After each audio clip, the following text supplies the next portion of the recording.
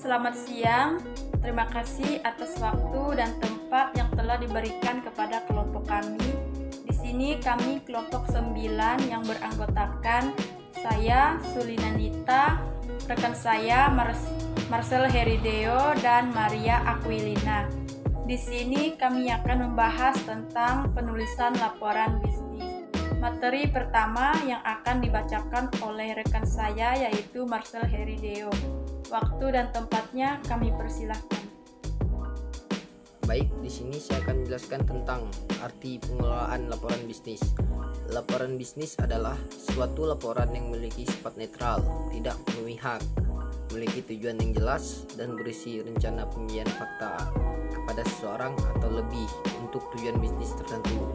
Pada umumnya, penulisan laporan bisnis digunakan untuk memenuhi berbagai keperluan, antara lain untuk memonitor dan mengendalikan operasional perusahaan. Yang berikutnya untuk membantu mengimplementasikan kebijakan-kebijakan dan prosedur-prosedur yang telah ditetapkan perusahaan. Yang berikutnya lagi untuk memenuhi persyaratan-persyaratan hukum dan peraturan-peraturan yang berlaku bagi perusahaan. Berikutnya untuk mendokumentasikan prestasi kerja yang diperlukan baik keperluan internal maupun eksternal. Berikutnya untuk menganalisis informasi dan memberikan bimbingan bagi pengambilan keputusan-keputusan atas masalah tertentu, untuk memperoleh sumber pendanaan atau membuka bisnis tertentu.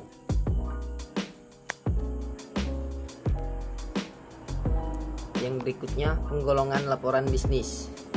Menurut fungsinya, menurut subjeknya, menurut formalitasnya, menurut keasliannya, menurut frekuensinya, dan menurut jenisnya dan kegiatan proyek, dan menurut pelaksanaan pertemuan. Dan materi berikutnya akan disampaikan oleh rekan saya, Maria Aquilina. Terima kasih kepada rekan saya Deo yang telah memberikan waktunya kepada saya. Di sini saya akan menjelaskan tentang persiapan penulisan laporan bisnis. Di sini saya akan menjelaskan definisi masalah, tujuan, dan ruang lingkup. Tahap pertama, perencanaan adalah melakukan analisis masalah yang mencakup tujuan, penyusunan laporan. Yang kedua ada pertimbangan, siapa yang akan menerima laporan, penyesuaian pembaca atau pendengar, dan kebutuhan mereka adalah tahap yang penting dalam mempersiapkan laporan bisnis. Yang ketiga ada menentukan ide atau gagasan. Dalam tahap ini, semua ide yang terlintas secara umum, kemudian buatlah laporan berdasarkan rencana kerja yang rinci untuk beberapa laporan. Yang keempat di sini ada pengumpulan bahan yang diperlukan. Tahap yang keempat dalam menyiapkan laporan adalah mengumpulkan fakta yang diperlukan dari sumber-sumber yang dapat dipercaya. Yang kelima ada menganalisis dan menafsirkan data. Untuk laporan singkat, tahap ini hanya memerlukan waktu yang sangat singkat. Namun, untuk laporan yang panjang seperti laporan analisis yang berdasarkan pada fakta yang diperoleh dari berbagai sumber, tapi ini memerlukan waktu yang lebih lama. Yang terakhir ada mengorganisasikan data dan mempersiapkan kerangka akhir. Setelah menganalisis dan menafsirkan data secara hati-hati, kita dapat mengorganisasikan hasil temuan dan membuat kerangka akhir. Tetapi sebelum menyiapkan kerangka, kita perlu tahu tubuh laporan dan mempertimbangkan berbagai metode pengorganisasian dan dalam kerangka tersebut. Sekian dari saya. Slide selanjutnya akan dijelaskan oleh rekan saya Sulina Nita. Rekan saya Maria. Di sini saya akan melanjutkan materi yaitu bagian pokok laporan bisnis. Yang pertama ada pendahuluan. Dalam hal pendahuluan, dapat dipertimbangkan beberapa hal, seperti poin pertama, pemberian kuasa.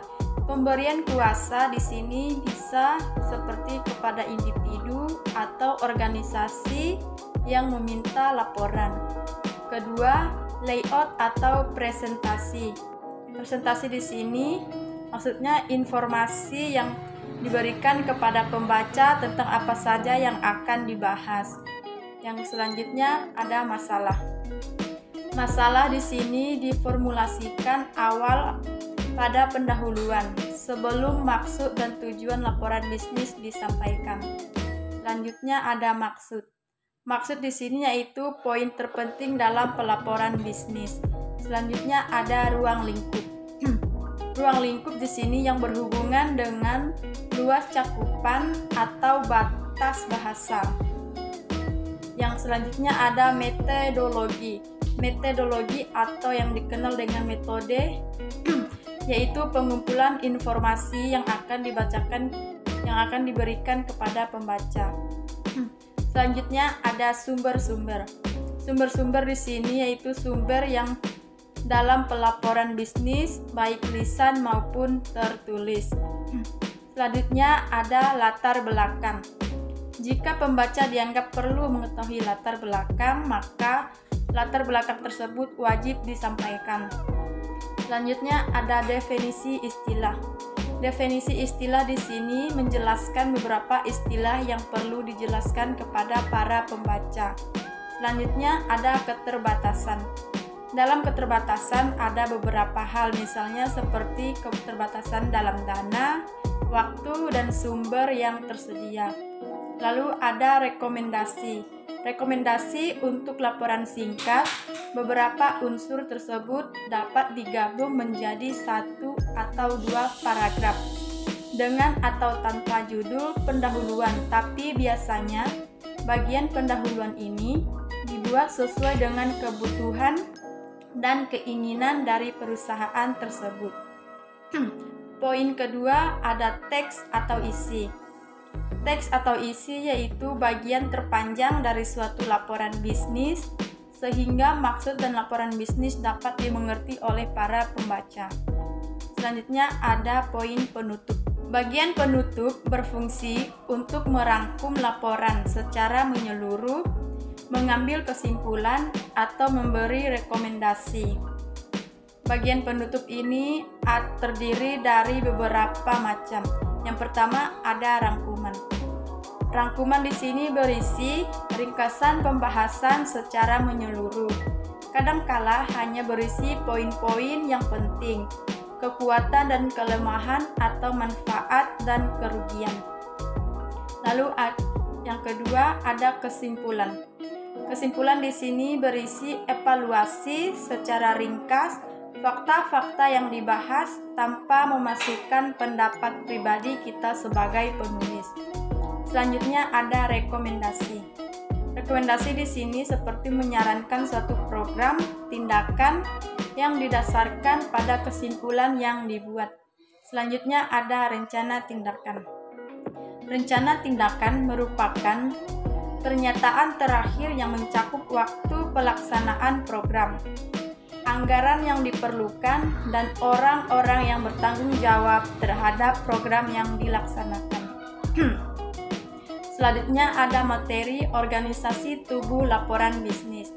Ada 2 cara yang dapat digunakan untuk menyusun isi laporan bisnis, yaitu cara deduksi atau langsung dan cara induksi atau tidak langsung.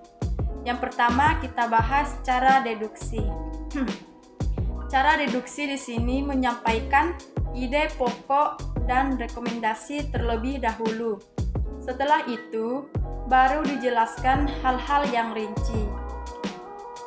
Cara deduksi ini digunakan pada kriteria pembaca yang berkriteria seperti pertama, eksekutif sibuk yang ingin berita segera ditimbulkan.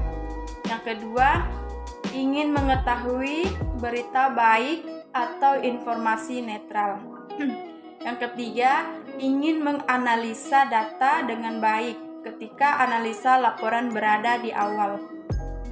Yang kedua, cara induksi atau cara tak langsung.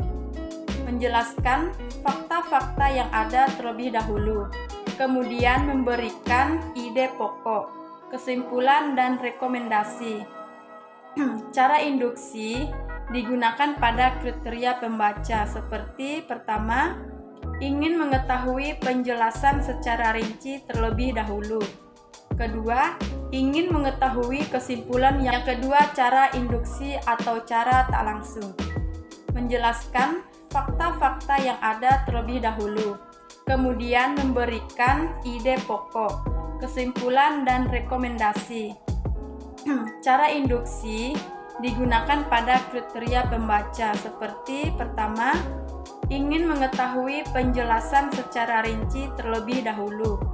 Kedua, ingin mengetahui kesimpulan yang kurang menyenangkan.